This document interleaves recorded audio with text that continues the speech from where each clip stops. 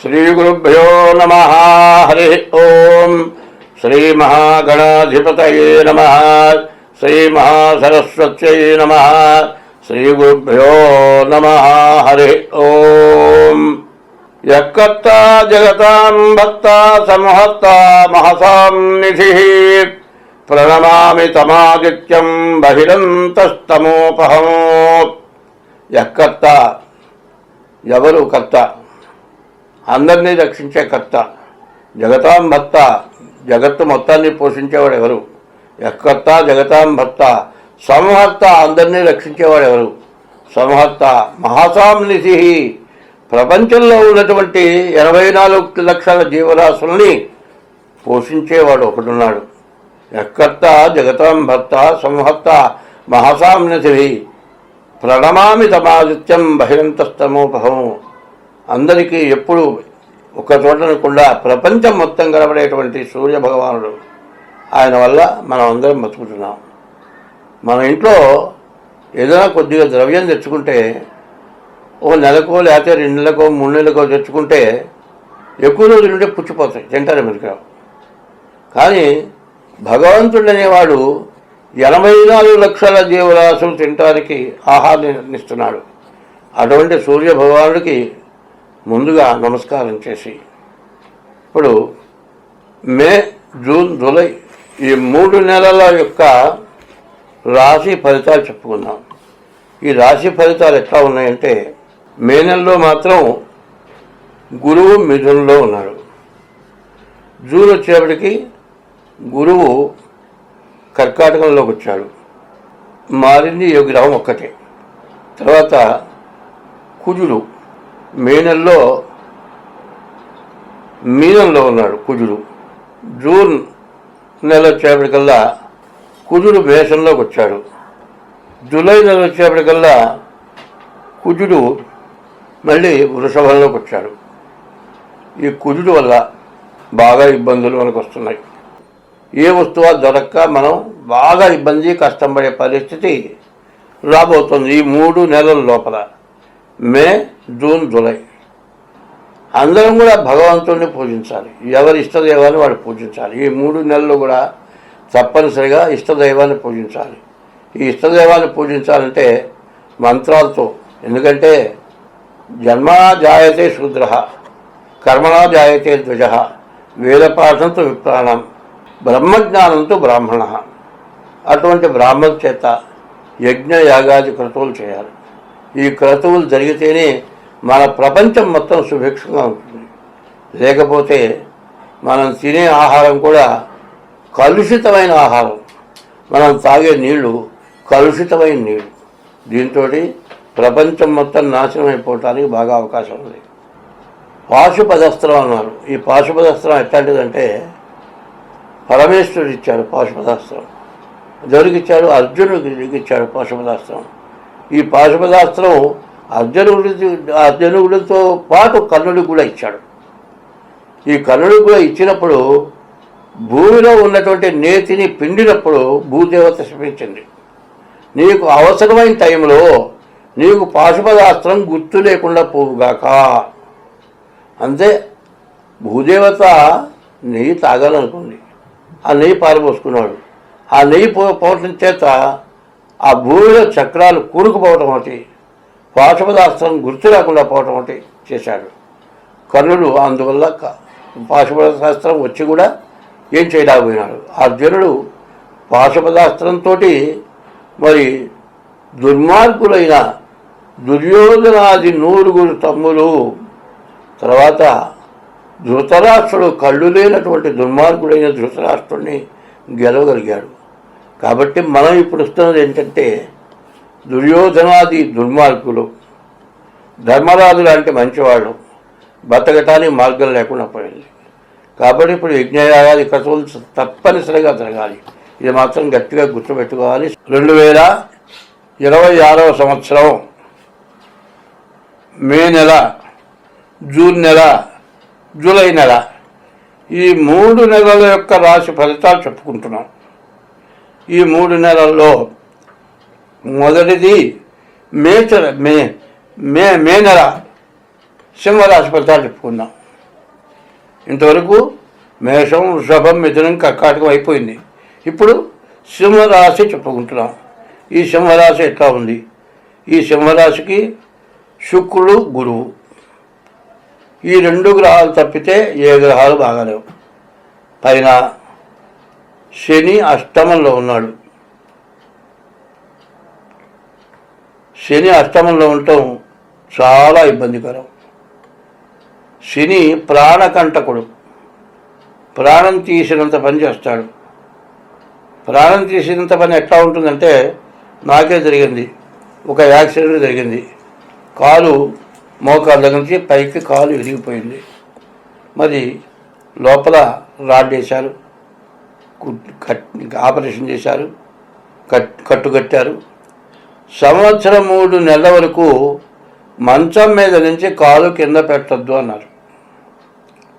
మరి 1 ఏళ్ళు కానీ 2 ఏళ్ళు కానీ మంచం నుంచి దిక్కుండా పోవాలి. ఆ పరిస్థితి వచ్చినప్పుడు చచ్చిపోతే బాగుండేది. పైన దోమలు పీక్కు తింటున్నాయి. ఎన్ని రకాలు వేసి కడిగినా కూడా దోమలు బాగా ఎక్కువగా ఉంది. అంటే మనిషి చచ్చిపోయినంత పనెల్లా చేస్తాడు. కాబట్టి ఈ సింహరాశి వాళ్ళకి అష్టమ శని చాలా ఇబ్బందికరంగా ఉంది. పైన సప్తమంలో రాహు ఉన్నాడు. కలత్ర స్థానంలో రాహు ఉండటం చాలా ఇబ్బందికరం. అష్టమ శని ఇంకా సంవత్సరం 6 మాసాలు ఈ అష్టమ శని ఉంటాడు. ఈ రాశివాళ్ళు ఈ అష్టమ శని సంవత్సరం 6 మాసాలు ఉంటే, ఈ సంవత్సరం 6 మాసాల లోపల ఒక్కసారి శనికి 19,000 జపం చేయించుకొని నల్ల నువ్వులు దానం ఇవ్వాలి. శనికి హోమం కూడా చేయించుకోవాలి. తర్వాత రాహుకేతువుల మధ్యలో గ్రహాలు పడ్డాయి. కాలసర్ప దోషం. అదే కాదు, సప్తమ స్థానంలో రాహు పడ్డాడు. మరి శుక్రుడు బాగున్నాడు. భార్య మంచిదే, భర్తకి ఒక రకమైన అనుమానం వస్తుంది. అటువంటి అనుమానం వల్ల భార్యాభర్తలు విడిపోయే పరిస్థితి కనపడుతుంది. నేను ఒక్కటే చెబుతున్నాను, ఇదివరకు సాంప్రదాయం, ఇప్పుడు సాంప్రదాయం మారిపోయింది. ఏమిటయా సాంప్రదాయం అంటే, భార్య ఎన్ని కష్టాలకైనా ఓర్చి కుటుంబాన్ని పోషించుకుంటూ వచ్చింది. భర్త దుర్మార్గుడైనా, అత్తమామను బాధలు పెట్టినా మరి భార్య చాలా ఓర్పు కలిగి ఉంది. ఇవాళ ఆడపిల్లలు తగ్గారు, మగపిల్లలు పెరిగారు. ఆడపిల్లలు పెళ్ళికి దొరకటంలే. దానివల్ల చాలా ఇబ్బందులు, కష్టాలు వస్తున్నాయి. దానివల్ల ఏం జరుగుతుందంటే తొందరపడి విడిపోయే పరిస్థితి వస్తుంది. మరి భార్య కానీ భర్త కానీ తొందరపడి విడిపోయే పరిస్థితులు తెచ్చుకోవద్దు. సప్తమ రాహువు సమస్యలు ఎక్కువగా వస్తాయి. ఈ సప్తమ రాహువు ఉండటం చేత భార్య మీద ఏదో రకమైనటువంటి ఇబ్బంది పెట్టే లక్షణం ఉంటుంది. అది లేకుండా జాగ్రత్త పడాల్సిన అవసరం ఖచ్చితంగా ఉంది. ఈ టైంలో విడిపోయేటట్లయితే మళ్ళీ భార్యాభర్తలు చివరిదాకా కలవరిక. ఇద్దరు విడిపోతే కన్న సంతానం పనికిరాని వాళ్ళు అయిపోతారు. మరి మగవాళ్ళైతే తల్లిదండ్రులు కన్న బిడ్డలకి సంబంధం లేకుండా పోతారు. ఇట్లా పోయి కన్న తల్లిదండ్రులేమో వృద్ధాశ్రమాలు, చిన్నపిల్లలేమో అనాథ శరణాలయాలకు వెళ్ళి మళ్ళీ ఇంకో పెళ్లి చేసుకుంటానికి కుదరక విడాకులు రాక చాలామంది ఇబ్బంది పడుతున్నారు. ఇటువంటి ఇబ్బందులు పడకుండా ఉండటానికి మరి మీకున్న దోషాలేంటో తెలుసుకొని మీరు అటువంటి దోషాలకు పోకుండా బాధల నుంచి బయటపడటానికి మా దగ్గర మార్గాలు ఉన్నాయి. హస్త సాముద్రిక ద్వారా కానీ, డేట్ ఆఫ్ బర్త్ ద్వారా కానీ. ముందు ప్రతి వ్యక్తికి కూడా వైవాహిక జీవితంలో ఇబ్బంది రాకూడదు. ఆడమనిషికి కానీ మగవాడికి కానీ. మన హిందూ ధర్మం ఎట్లాంటిదంటే, భార్యాభర్తలు ధర్మపత్ని భరించేవాడు భర్త ఇద్దరు సక్రమంగా ఉంటేనే దేశం బాగుపడుతుంది. ఏ ఒక్క స్త్రీ అయినా సరే ఇబ్బంది పడితే చాలా నష్టము, కష్టము. ఎందుకంటే నవరత్నాల్లో 10వ రత్నం నారీరత్నం అన్నారు. మరి ఆ మనిషికి ఎటువంటి దుర్బుద్ధి రాకూడదు. ఒకవేళ వచ్చినా దాన్ని ఎట్లా సర్దుకోవాలో సర్దుకుంటే పిల్లల్ని జాగ్రత్తగా చూసుకునే పరిస్థితి మీకు వస్తుంది. ఎక్కడైనా సమస్యలు మగవాడు చేసిన తప్పులు ఉన్నాయి. మగవాడు తప్పు చేస్తే ఆడమనిషి కూడా సర్దుకుంటుంది. ఏమంటే నువ్వు చెడు మాట చెబుతున్నావు అంటారేమో. మగవాడు పరిస్థితితో పోతే భార్య భర్తతో కాపురం చేయట్లేదా? మరి భార్య ఏదో తప్పు జరిగింది అనుకుందాం, ఒకరితో మాట్లాడినంత మాత్రం కూడా అనుమానించేవాళ్ళు ఉన్నారు. ఎన్ని సమస్యలు వచ్చినా భార్యాభర్తలిద్దరు కూడా బండికి చక్రం 2 చక్రాలు అంటేవాడు. ఆ 2 చక్రాలు సరిగ్గా ఉంటే ఆడమనిషి సంతానాన్ని కనేటప్పుడు పునర్జన్మ, మళ్ళీ బతుకుతుందో బతుకదో తెలియదు. ఆ బిడ్డ బయటపడ్డ తర్వాత ఆ బిడ్డని ప్రేమతో చూడాలి అంటే అన్ని సమస్యల నుండి కూడా ఓర్చుకోవాలి ఆడమనిషి. మగవాడు కూడా భార్యని ఇంటికి లక్ష్మిగా చూడాలి. తర్వాత చాలామంది ఏం చేస్తారంటే శుభకార్యాలు జరిగితే గుడ్డలు తెచ్చి పెడతారు.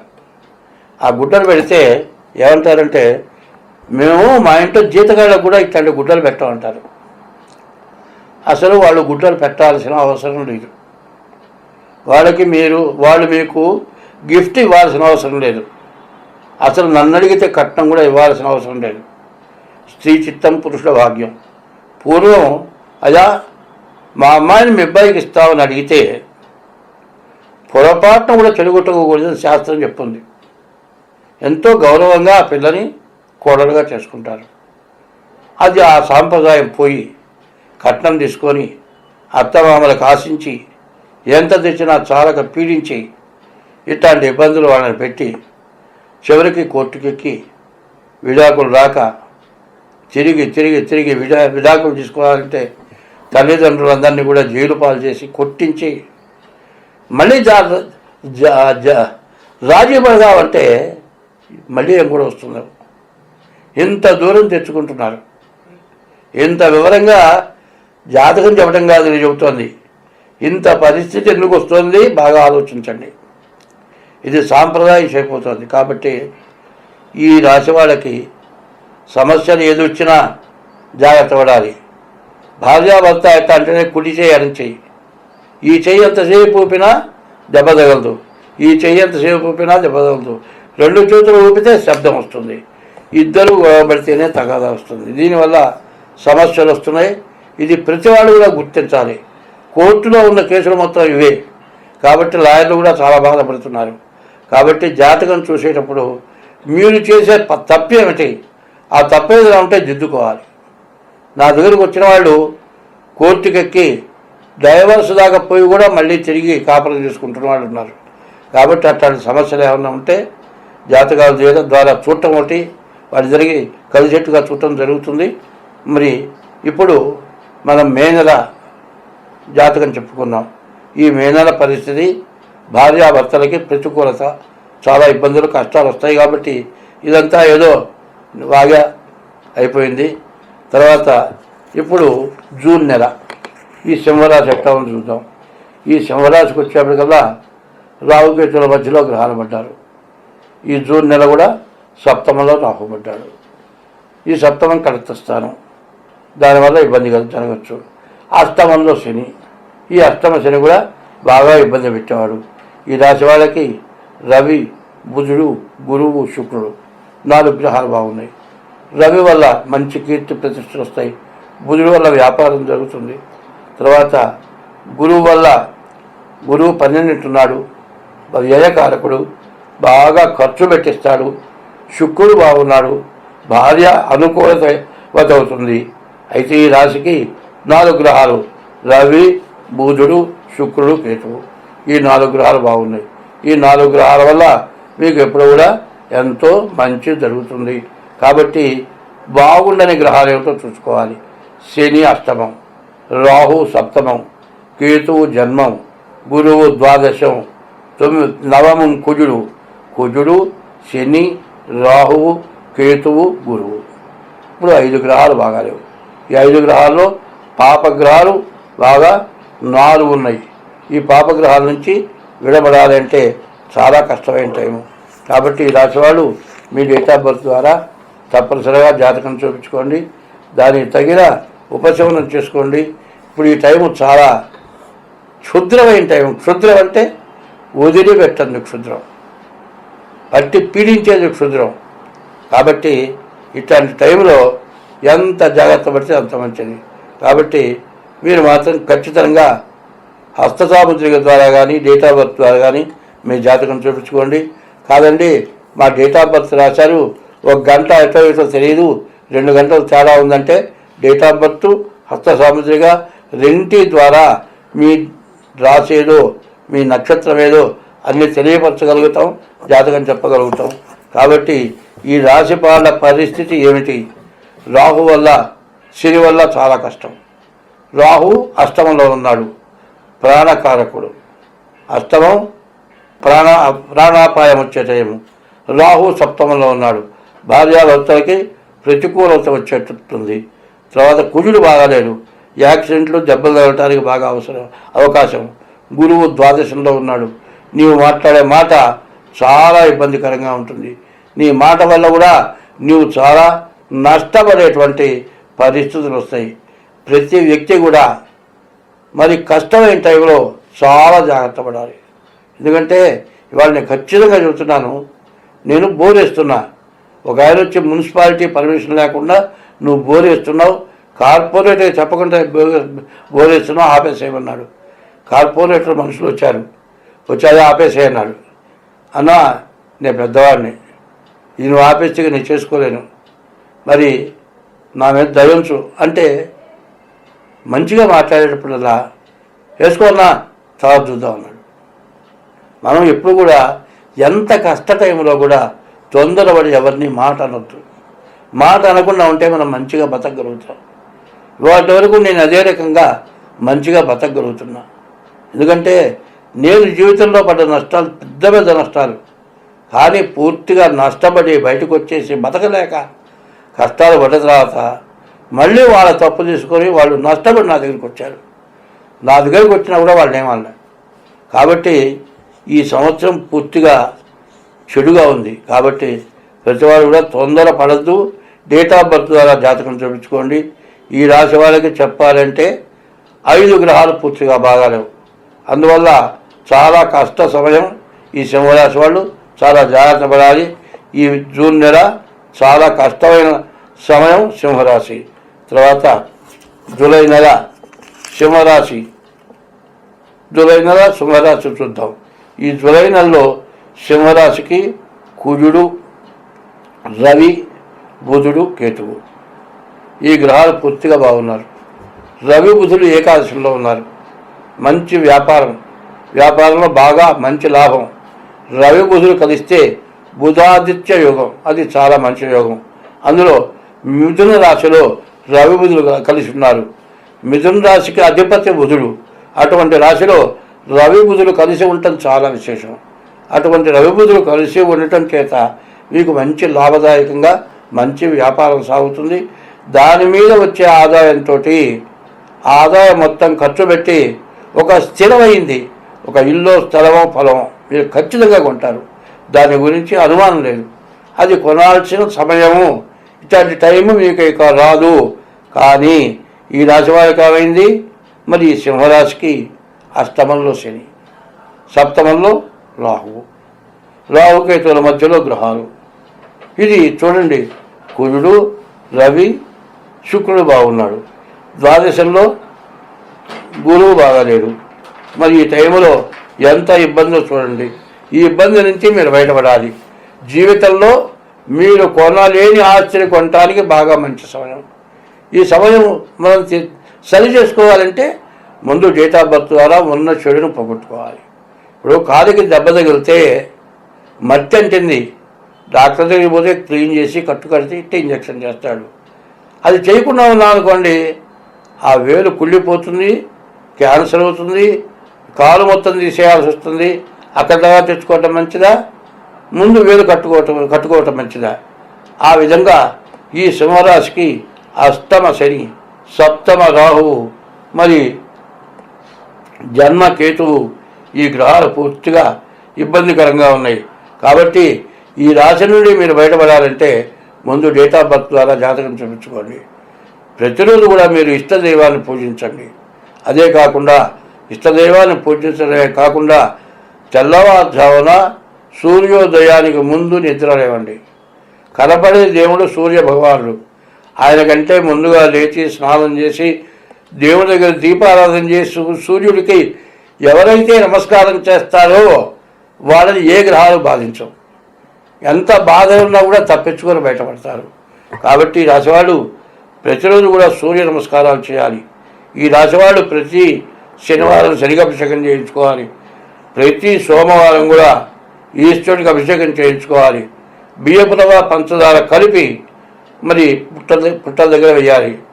ఇది ఈ మే నెల, జూన్ నెల, జూలై నెల వాళ్ళు ఈ పనులు చేయాలి. శనికి అభిషేకం, ఈశ్వరుడికి అభిషేకం, బియ్యపు రవ్వ పంచదార కలిపి మరి పుట్టలకు వేయటం, శనికి 19,000 జపం చేయించుకోవటం, నల్ల నువ్వులు దానం ఇవ్వటం, రావుకి 18,000 జపం చేయించుకోవటం, మినుగులు దానం ఇవ్వటం. ఈ మూడు నెలల వాళ్ళు, మే, జూన్, జూలై నెల 3 నెలల వాళ్ళు కూడా ఇది చేయడం చాలా అవసరం. ఇట్లా చేస్తే మీరు బాగుపడతారు. అన్ని విధాలు బాగుంటుంది. స్వస్తి.